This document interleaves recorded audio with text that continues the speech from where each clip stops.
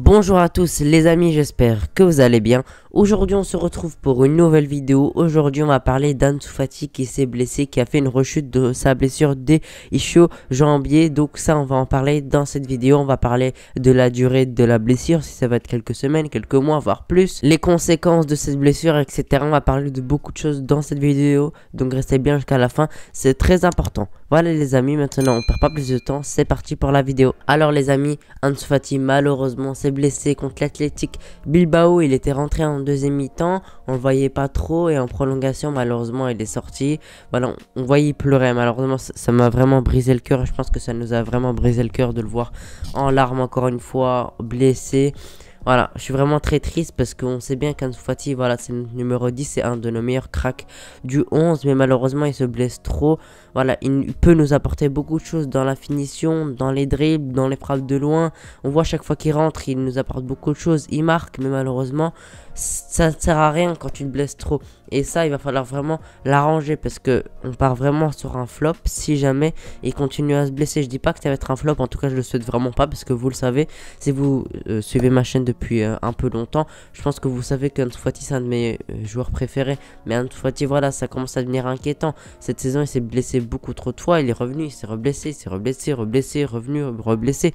Bref, ça devient beaucoup trop. Il était revenu, il peut même pas enchaîner deux matchs, c'est ça qui est triste. Le match d'avant contre le Real Madrid, il est rentré, il a marqué, il s'est pas blessé heureusement. Et après, dans ce match, il est rentré et il s'est reblessé. Et ça, je trouve ça vraiment très inquiétant. S'il va falloir faire, je pense qu'on a beaucoup trop pressé. Je ne remets pas la faute sur Xavi parce que je pense que tous les coachs l'auraient fait, Coman, Xavi, peu importe, tous les coachs, je pense, ils l'auront fait, ils l'auront essayé d'un peu le presser, même s'il n'a pas joué titulaire contre l'Athletic Bilbao ni contre le Real. Il a joué à les 40-50 minutes. Voilà, franchement, je trouve pas ça énorme. Contre le Real Madrid, il me semble, il a joué plus que 40 minutes parce que voilà, il y a eu une prolongation. Contre l'Athletic Bilbao, il a joué à peu près la même chose. Et je pense qu'on le presse un peu trop. Je pense que quand il devra être de retour de blessure, premier match, je pense qu'il va falloir le faire jouer à les 10 minutes, 15 minutes max, puis faire, vous voyez, je pense que vous voyez ce que je veux dire, vraiment faire petit à petit, ne pas le faire jouer trop d'un coup parce que c'est un joueur qui me paraît fragile, même s'il n'était pas avant sa blessure au ménisque. Je pense que c'est compliqué de revenir après une blessure au ménisque, donc il va vraiment falloir prendre son temps. C'est au travail des médecins et au travail du coach de ne pas le faire rechuter parce que voilà, il était revenu, on avait vraiment beaucoup d'espoir, on avait récupéré quasiment toute notre attaque, pardon.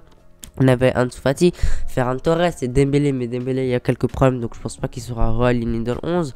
Donc bref, en tout cas on avait récupéré beaucoup de joueurs et ça nous fait vraiment mal cette blessure parce que vous savez que c'est vraiment un de nos meilleurs joueurs qui, quand il n'est pas blessé, quand il est titulaire ou quand il rentre, il nous apporte vraiment beaucoup de choses.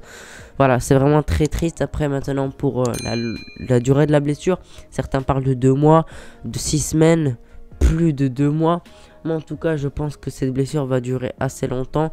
J'espère qu'elle durera le moins de temps possible. Déjà un mois, je pense que pour le mois de janvier et février il va pas falloir rêver de l'avoir. Après vers mars je pense que c'est possible. Voilà, je pense que ce sera entre 2 et 3 mois malheureusement parce qu'on sait qu'avec Ansu Fati quand il est blessé il revient pas directement. Ils prennent beaucoup de précautions pour qu'il se blesse pas et malheureusement il se reblesse.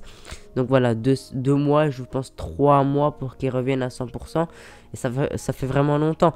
Et quand il va revenir de blessure, s'il se blesse, je pense qu'on pourrait vraiment se poser énormément de questions sur sa suite au Barça parce que voilà, c'est inquiétant.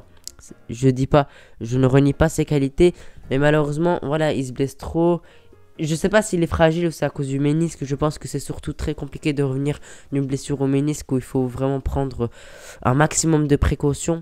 Voilà, je sais pas si c'est la faute à qui, si c'est la faute de Xavi, au médecin en tout cas, bref, je ne sais pas. Mais il va falloir vraiment trouver une solution pour qu'il se blesse plus. Les conséquences maintenant de sa blessure, déjà, pour lui, c'est de se blesser encore une fois. Et dans la tête, c'est très compliqué de se blesser beaucoup de fois. Souvent, une blessure entraîne une autre. Et après, ça devient dans un cercle infini et ça devient vraiment très compliqué. Voilà, c'est très compliqué pour Ansu Fati, il va falloir qu'il tienne mentalement.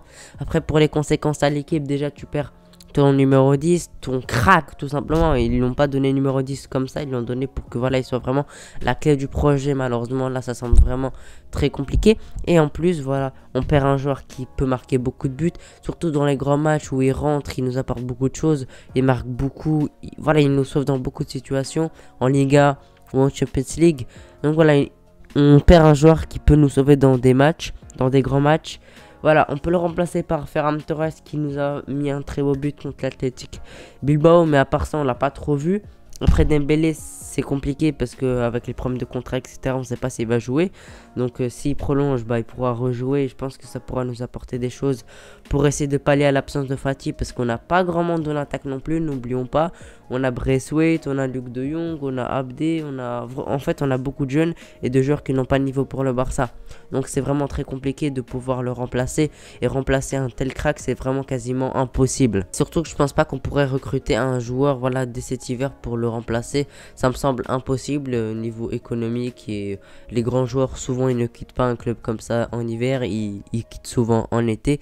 Donc bref, on est vraiment dans une situation compliquée. Il va falloir essayer de le remplacer par des joueurs avec le collectif. Il va falloir que Xavi trouve des solutions. Il va falloir que on prenne un max de précautions pour son retour de blessure et qu'on le fasse jouer très peu petit à petit. Et après on pourra le mettre titulaire après plusieurs matchs. Il va pas falloir se presser. En plus s'il rate le match contre le Napoli, aller-retour, c'est certain.